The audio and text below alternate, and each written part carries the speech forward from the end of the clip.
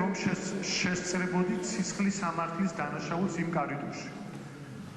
ადამიანის გაჭრას ყველობას არ ვიცი, რაიმე სახის სისხლის სამართლის დანაშაულს. თქვენ რას გააკეთებთ? მარტო მე თქვენ გეკითხებით.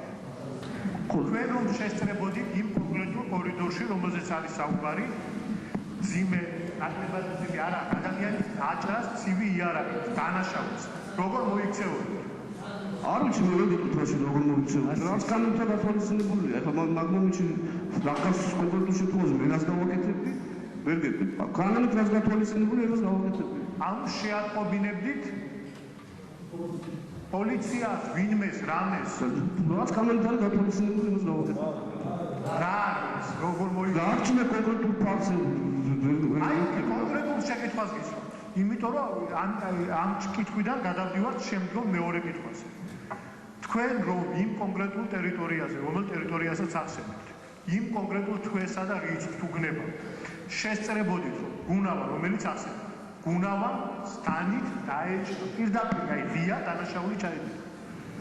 და თქვენ ეს გენა. თქვენ რას მოიგოქმედებით? რაც გათვალისწინებულია კანონით. და რა?